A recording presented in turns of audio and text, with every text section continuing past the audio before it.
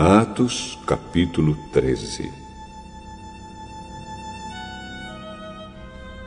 Na igreja de Antioquia havia os seguintes profetas e mestres: Barnabé, Simeão, chamado o Negro, Lúcio de Cirene, Manaém, que havia sido criado junto com o governador Herodes, e Saulo.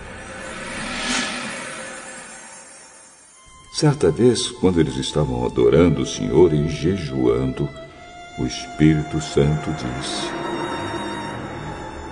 Separem para mim Barnabé e Saulo, a fim de fazerem o trabalho para o qual eu os tenho chamado. Então eles jejuaram e oraram, e puseram as mãos sobre Barnabé e Saulo, e os enviaram na sua missão. Barnabé e Saulo, tendo sido enviados pelo Espírito Santo, foram até a cidade de Seleucia e dali embarcaram para a ilha de Chipre.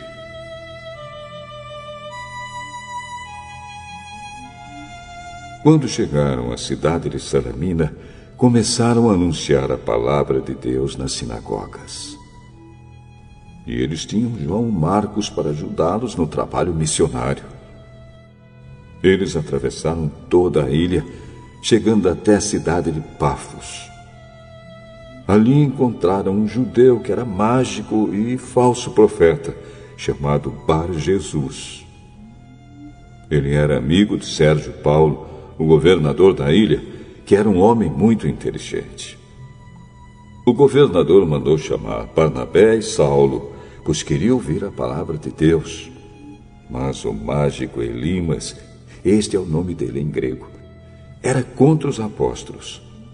Ele não queria que o governador aceitasse a fé cristã. Então Saulo, também conhecido como Paulo, cheio do Espírito Santo, olhou firmemente para Elimas e disse: Filho do diabo, inimigo de tudo que é bom, homem mau e mentiroso, por que é que você não para de torcer o verdadeiro ensinamento do Senhor? Agora escute, o Senhor vai castigar. Você ficará cego e não verá a luz do sol por algum tempo.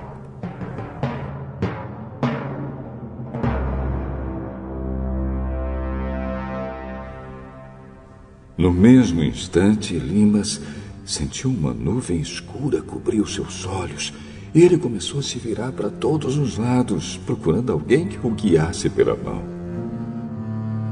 Quando o governador viu isso, creu e ficou muito admirado com os ensinamentos a respeito do Senhor Jesus. Paulo e os seus companheiros navegaram da cidade de Pafos até Perge, uma cidade da província da Panfilha. Porém, João Marcos os deixou e voltou para Jerusalém. Eles continuaram a viagem, indo de Perge até a cidade de Antioquia, no distrito da Pisídia. No sábado, entraram na sinagoga e sentaram-se. Depois da leitura da lei de Moisés e dos livros dos profetas, os chefes da sinagoga mandaram dizer a eles: Irmãos, se vocês têm alguma palavra para animar o povo, podem falar agora. Então Paulo se levantou, fez um sinal com a mão, pedindo silêncio, e começou a dizer: Homens de Israel e todos vocês não-judeus que temem a Deus, escutem. O Deus do povo de Israel escolheu os nossos antepassados quando moravam na terra do Egito e fez deles um grande povo. Ele os tirou de lá com grande poder e no deserto aguentou aquela gente durante 40 anos. Ele destruiu 7 povos na terra de Canaã e o povo de Israel se tornou dono das terras deles.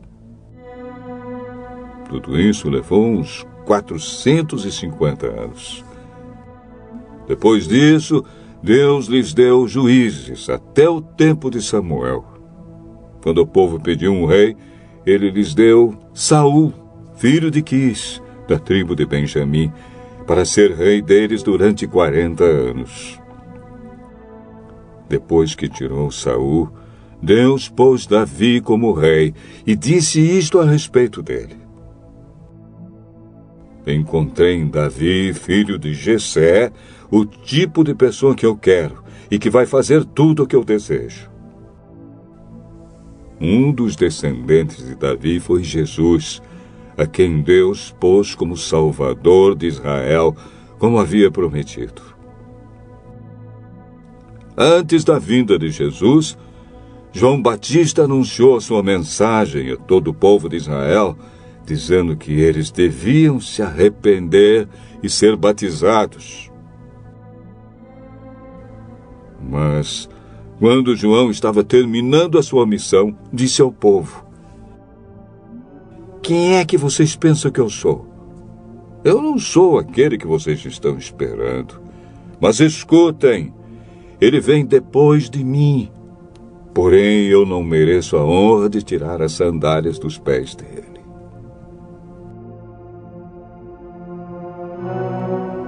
Paulo continuou: meus irmãos, descendentes de Abraão, e também vocês, não-judeus que temem a Deus, escutem. Essa mensagem de salvação foi mandada para todos nós. De fato, os moradores de Jerusalém e os seus líderes não entenderam que Jesus é o Salvador.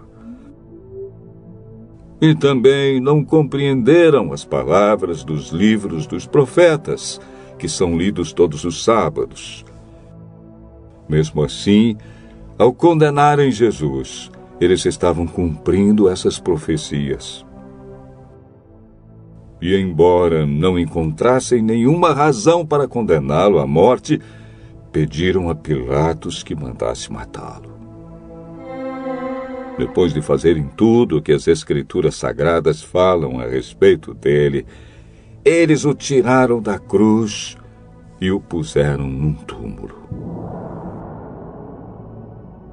Mas Deus o ressuscitou, e durante muitos dias ele apareceu às pessoas que o tinham acompanhado da Galiléia até Jerusalém. Agora essas pessoas são testemunhas que falam a respeito de Jesus ao povo de Israel. E nós estamos aqui para trazer o Evangelho a vocês. Deus fez agora para nós o que havia prometido aos nossos antepassados. Ele ressuscitou Jesus, como está escrito no Salmo número 2. Você é o meu filho, hoje eu me tornei o seu pai. E foi isto que Deus disse a respeito da ressurreição de Jesus, afirmando que ele nunca seria destruído pela morte. Eu vou dar a vocês as bênçãos sagradas e certas que prometia Davi. E em outra parte das Escrituras, lemos também: tu não deixarás que o teu dedicado servo apodreça na sepultura. E Paulo disse ainda: na verdade, Davi, no seu tempo, cumpriu os planos de Deus. Depois morreu, foi sepultado ao lado dos seus antepassados e apodreceu na sepultura. Mas isso não aconteceu com aquele que Deus ressuscitou.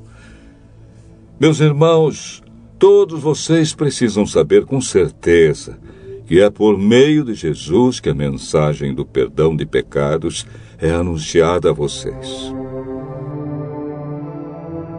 Precisam saber também que quem crê é libertado de todos os pecados dos quais a lei de Moisés não pode livrar. Portanto, tenham cuidado para que não aconteça o que os profetas disseram. Prestem atenção, vocês que zombam de Deus. Fiquem espantados e morram. Pois o que vou fazer agora é uma coisa em que vocês não acreditariam, mesmo que alguém explicasse.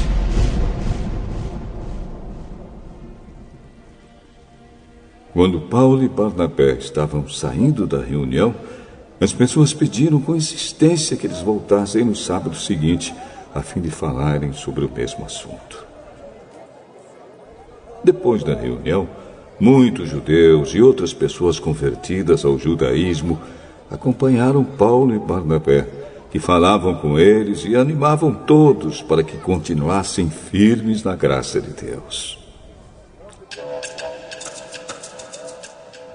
No sábado seguinte, quase todos os moradores da cidade foram ouvir a palavra do Senhor.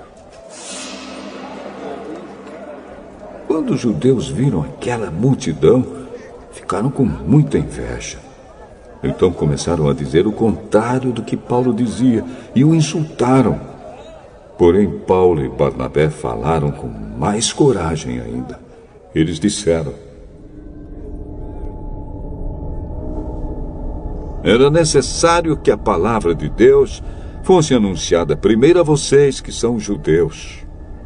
Mas, como vocês não querem aceitá-la e acham que não merecem receber a vida eterna, então agora nós vamos anunciar a palavra aos não-judeus.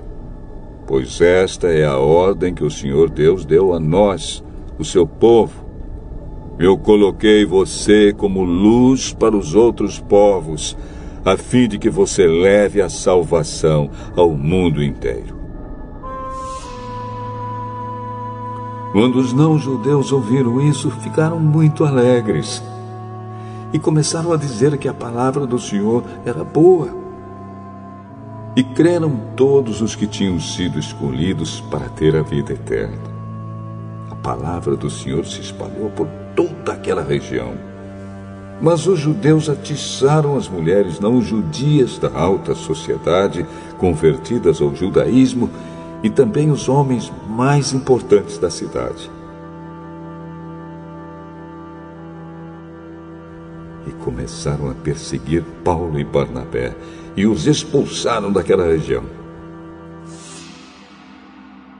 Então os apóstolos sacudiram a poeira das suas sandálias, em sinal de protesto contra eles.